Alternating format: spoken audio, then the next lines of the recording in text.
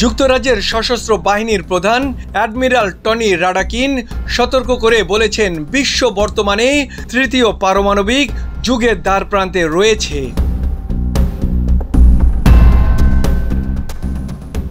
Royal United services ইনস্টিটিউটে দেওয়া এক বক্তৃতায় রাডাকিন এই সতর্কবার্তা দিয়েছেন। তার কথায়, আগের যুগের চেয়ে এখনকার যুগ সামগ্রিকভাবে বেশি জটিল। স্নায়ুযুদ্ধের সময়টি ছিল পারমাণবিক যুগের প্রথম অধ্যায়। দ্বিতীয় যুগে পারমাণবিক অস্ত্রের বিস্তার রোধে আন্তর্জাতিক চেষ্টাও চলছে। রাডাকিন বলেন, যুক্তরাজ্য ও এর পশ্চিমা মিত্র চীন, রাশিয়া, ইরান এবং উত্তর কোরিয়ার বেপরোয়া হুমকি পাচ্ছে।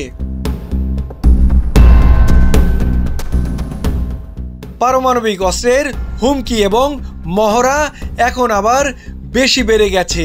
রাশিয়ার কাছ থেকে কৌশলগত পারমাণবিক অস্ত্র ব্যবহার, বড় ধরনের পারমাণবিক অস্ত্রর মহড়া চালানো এবং ন্যাটো দেশগুলোর বিরুদ্ধে হামলার হুমকিও আসছে।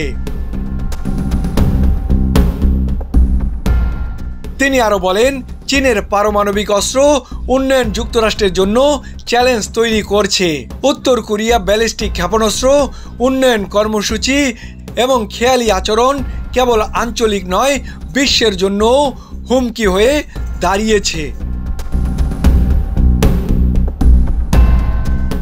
আন্তর্জাতিক আণবিক শক্তি সংস্থার সঙ্গে সহযোগিতা না করে ইরানও পারমাণবিক অস্ত্র উন্নয়ন ও উদ্বেগের বিষয় হয়ে আছে। এত সব হুমকির মধ্যে এবছর ইউক্রেন যুদ্ধে লড়তে রাশিয়ায় উত্তর কোরিয়ার সেনা মোতায়েন এবং ইরানের সরবরাহ করা ড্রোন দিয়ে মস্কোর হামলা চালানোর সবচেয়ে অপ্রত্যাশিত ঘটনা ছিল বলে মন্তব্য করেন রাডাকিন।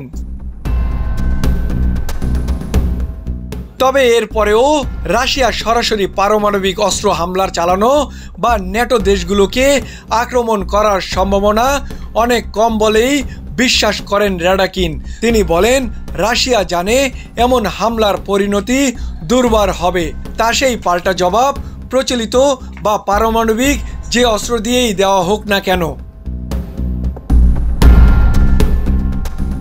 মোয়াজ্জেম হোসেন, চলমান বিশ্ব।